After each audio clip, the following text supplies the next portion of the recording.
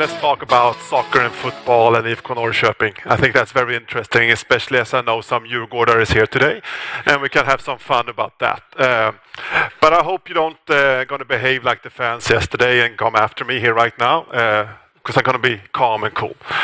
So next time I take this kind of speech, I'm going to negotiate where I talk. I'm not going to talk after, the most inspirational speaker of the day. So, he put the scene, and then I'm between you and the lunch. So everybody's going to think, really, is there anything good at the tables?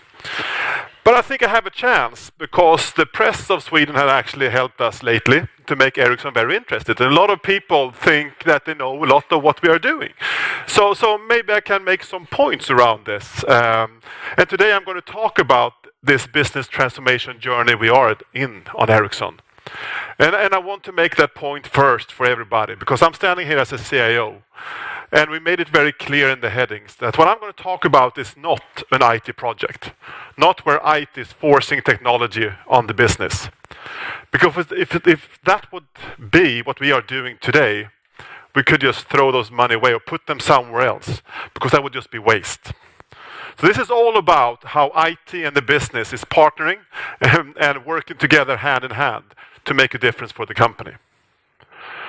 So as you heard, Ericsson is a 140-year-old high-tech company. And you can start Googling and seeing how many of a 140-year-old high-tech company you find. And I promise you, there's very few. So when challenge comes to this company, we excel.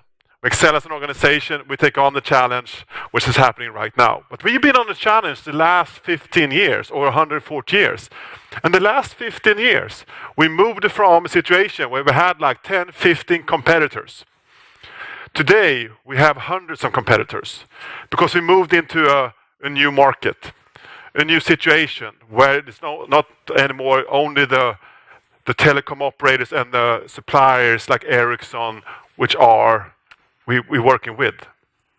And actually, to be very honest, of those 15, we are one of 3. And the other 2 is one close to the east, to take the boat and go over. And the other one is a little bit further east. You go by plane, and you come to a big country when you pass Russia. And that's our competitors. But that's not what we're looking at as Ericsson. We're looking at exactly was talked about before. There's so many other things we want to do and we can enable. And the thing is that it's all about business models. And you can see some numbers here. It's like 15 years ago, we had 73% of our revenue came from hardware. Today, that's down to 1/3, and the rest is software and services. So we've been to a business model transformation. This doesn't mean that Ericsson didn't develop software before. Actually, we developed software for a long time. And if you look a couple of years ago on some of the numbers from some of the firms, just to say, Ericsson is the 5th largest software company in the world. So it's all about software, and that's what the journey is moving on in digitalization. And we're looking at different industries, and we're looking at different things. It's not only the operators anymore.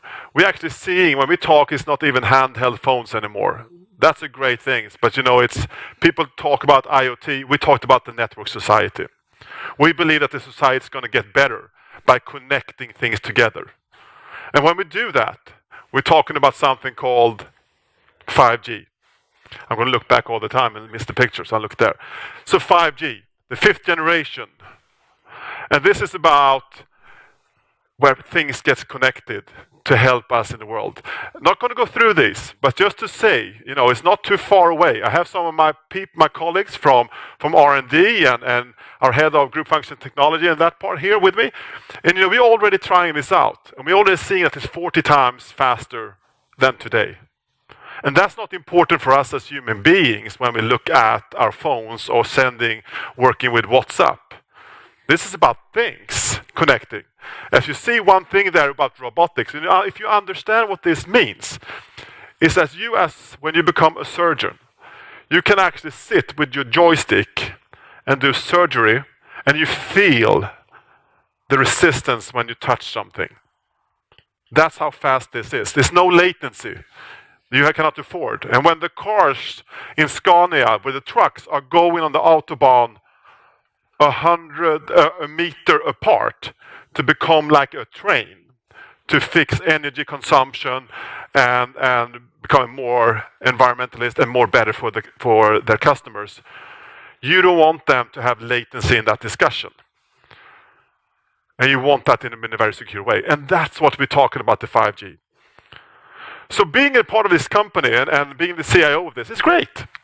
I have a lot of colleagues who knows exactly what we need to do. And I'm sitting on an environment which is built in the 1890s and 2000. Not 80s. Well, actually, we're sitting on the mainframe. And I'm a delivery guy from IT. So I like delivery. And there's nothing better than mainframe. I haven't had an issue for years. It's just stable, working fine, and everyone's happy. But it's not the platform for the future. So when I have this kind of environment, me and IT can either sit back and say, okay guys, it's working well. We have actually taken down the number of incidents in our environment the last 5 years by over 90%. So we are actually now invited to the table for discussion. We're invited by the business and say, okay, you understand this about IT. So we want to talk to you more right now about the real value. And then we get this picture about everything was happening. So there's all possibilities with robotics, with automation, with artificial intelligence. You had one there. We have another one with Watson. You talked about before, IPsoft. It's just exploding. And either I can say, well, that's not really me. I'm sitting here with my SAP system. And I'm happy because it's working. Or I can say, I want to be part because these guys are friends at Gartner. And if you see that, it's bad if you have the poor, not the expensive seat in the front. If you have the cheaper seat in the back, you might not see it. But Gartner is saying that 50% of the IT money is going to be spent outside of IT. And I said, nah, I want that. I want to be part of those money. I want to be part of spending those. I've learned from my wife how to spend money, So I want to be that part. I want to join my colleagues. But if I want to join those colleagues, I need to make sure that my department understands the business better than my colleagues as suppliers. And I need to understand technology, and in Ericsson it's hard. At least as good as my colleagues in R&D, but better in some of the other functions, because otherwise I'm not worthy to sit on the table. So we have done an IT strategy.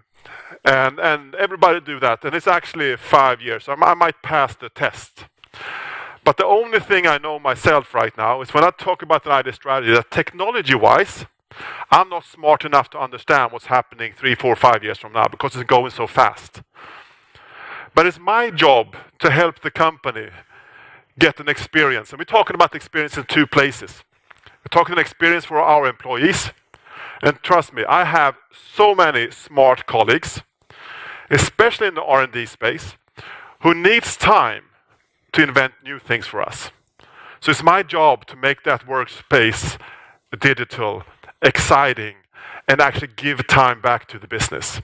Give time back to the end users, not take it away from them by slow performing PCs, by applications which take forever and hard to use. The other part is I need to create experience together for the customers. And I'm talking about the whole customer journey. I think you saw a swirl or something with Dassault in the beginning. If you saw that whole journey, this is about the whole way from when the customer first see you on the Ericsson.com or Google you, all the way to they're buying, you deliver, and they're sharing this experience with the rest. That whole journey needs to be digitalized. And everybody says, that's great, let's do it. Let's make an app, and we fix it. Let's make microservices. I learn all the buzzwords from my guys, so I can spend all day talking about buzzwords. So everybody's talking about this. But at the end, with a big, large company, a global company like Ericsson in 180 countries, there are some things which needs to be there in the bottom. And one of those things I want to talk to you about today is the end-to-end flows and all the data in the company. This is one part where I'm now joining up with a large part of the company. And the fun part of being a CIO? I'm one of the few parts of the companies, or if not the only one, who sees the whole end to end. And if I don't take my responsibility in helping this journey and make that end-to-end flow working, I'm not doing my job. So we make it simple sometimes in Ericsson. And if you make it easy on the highest level, what we do is develop, sell, deliver. That's our highest flow. How hard can it be? You just take this. But the issues we had, and what I'm talking about now, is something we call our PLM transformation. So in this journey, you said, there is an arrow below looking at the product data, product-related data. How easy that flows across these. But that was not the truth. That's not what it is right now. As a lot of numbers of systems, we have very strong process organization in Ericsson. Different group functions, we call them. And we have excellent processes and tools in those functions. But if you look at the speed and the handover between systems, that is not okay. We're talking about moving documents between systems.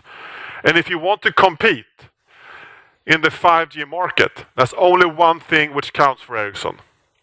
We will be first. We will be first with 5G. If we're not first, we're not going to have the competitive edge on the rest. And one thing which is great with being first, you can have higher prices in the beginning at least, and you can make more profit. That's what it's all about. So these handovers is slowing us down. So that was one of the issues we saw jointly. How can we make this? Another one is we actually have designed systems which looks from the back end. This picture sometimes makes it wrong. You're looking at the development first. Okay, we develop things first. Yeah, but if you look at all that data we're creating from a product data, who should be able to use that? Well, we have designed it historically for our R&D team and for our supply chain to be able to do this. But at the end, what you want to do, and this is what digital transformation is all about. This is about taking the customer view. This is about creating new business models which actually create new revenue streams and cost efficiency at the same time. It's not an IT project. So what we are doing right now is saying, how can we turn this around? We need to think differently. Our customer needs to be able to configure their own products themselves. We need to make sure that our salespeople can configure this in hours and days and not weeks in order to be fast. So then we said, okay, so that is one of our issues. We have documents instead of data flows. And we're sitting on the PDM part on a mainframe system from 25 years ago. So let's do something. And this is actually something we have tried from IT to do for quite some time, but at the end, it's no idea to take this from an IT perspective. This is when the business and IT comes together. And that's what we're actually doing right now. But it's not only the business and IT. What we said very clearly is, if we're going to do this, there's two things we need to do. We need to look into new technology and new partnership. And we need to find somebody who can help us with this one. So what we did was looking out in the market and say, okay, we want to create this. We want to do a customer-centric design. We want to make sure that we have one tool, one platform, which bridges the gaps between our organization. We want to make sure that it's not an Excel sheet being moved over from different areas using the product data. And finally, we want to make sure when we do this that we have great quality in our data. And don't forget this about great quality. It's so easy to throw tools, but if you still have bad data in the tools, we all know what's happening. Because we want to make analytics on all this data. And if it's not great quality, we can make fantastic reports, and everybody is buying their Tableau licenses and ClickView and whatever. And you look so smart when you present things. But when it's crappy data, you report something green, which actually might be red. So the data quality part of this, which is actually, I own the architecture, but the business owns the information. So here's something we need to join. So it's not only a tool thing. And when we did this, we start looking out in the markets. What is existing? What do we have out there? Because we want to find a partner who do this. And we want to find somebody who helps us on this journey. And we went actually out and saying, we always have gone to our SIs in the past. They've done a great job for us, but we said, no, This time we go to the source. We go to the software company, the company who actually knows their stuff the best. So in the whole process, we came into a situation where we actually chose the partner, which guess was not Siemens, it was Dassault. That was the leading question, just to see if you were still awake. So we went here and looking at Dassault. And the point here is that what we looked at was a couple of things, because this is a major transformation to start with for our R&D people. That's a couple of things we were looking at. And yes, price is one. But that's not sourcing people help with. But we were looking at first, who has the roadmap for the future? Who will help us to take us to be competitive?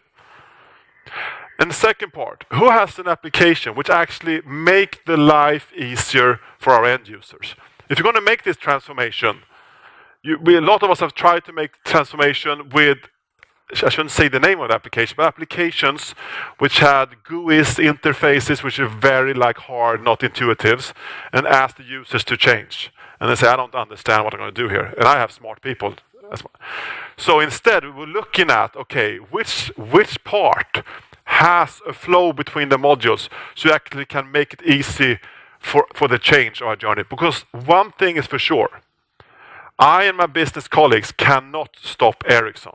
This is not something you stop and say, can you wait for a week or two to develop? We're a software company. Unfortunately, we have some bugs sometimes. Our R&D people are working 7/24. It is a software factory, if I'm allowed to say that to my friends. So what we did then was, okay, let's start first. Let's make the major change. Let's go from this document to information.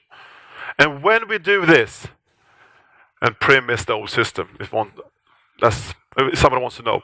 But the thing we said here, if we now have found a partner and they have a roadmap we believe in, let's make a design principle. Because if we believe in the partner, we want to follow on their journey. And by the way, we want to be part in helping them on that journey. So let's stop this customization, which we always do. And we can. Oh my God, we can customize in Ericsson. We can go down to the source code of your system if you want to. And we have. And the only issue that makes is that we get slow. And we took a bet on that Dassault will be fast enough to help us become faster as a company. And if we believe in that one, we cannot customize it. So that the next time there comes with an upgrade, it takes us a year or two to do it, and it costs a fortune. I'm not going to spend a fortune on actually following the journey of Dassault. So this is what we're doing. We're partnering with Dassault, the business and IT, and do this journey. And when we do this first big bang. And actually we're working in an agile way, because one of the biggest agile and lean implementation in the world is done by Ericsson R&D, where 25,000 users work in agile and lean. Any other way is not acceptable by my business to work. So we're doing that and working with sprints. But even when we come to the second phase, that's where we're going to do even more, come out with functionality in sprints at all time. Because that's what our users are expecting. They can expect to come with one thing, and when we come with this big thing, it cannot be an IT project where the business gets nothing. So we made sure together that we make something happen at the first big bang, so people get happy, get excited about what's going to happen. And then we're going to start releasing things, new functionality, new drops, all the time, on a very regular basis, in order to keep people excited about this platform, what's going to happen. But I think it's so important when you drive a change that you do this to a date and make it happen. Then you might take some, not shortcuts, but you may take some scope changes and fix it, because we're going to be there. Because Ericsson needs it.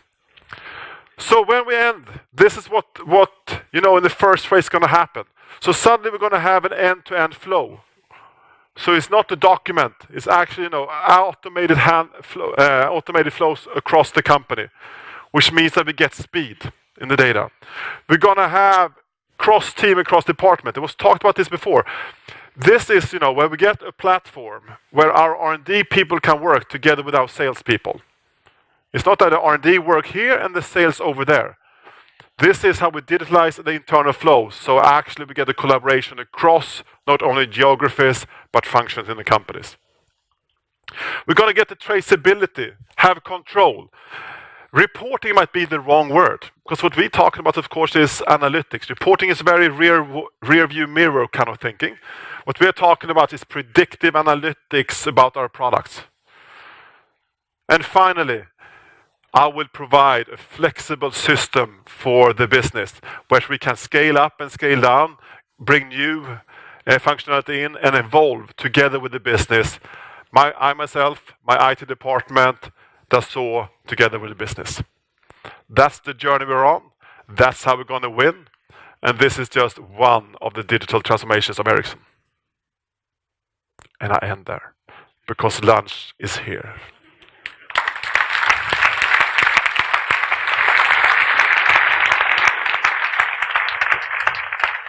Thank you very much. Thank you, Johan. Morten, please give a gift to our speaker. So this is a SM Guld for Norrköping again. You can fix SM Guld for teams with Dassault Systèmes. Let's step over there. 25 years. 25 years. Thank you. Thank you. Thank you.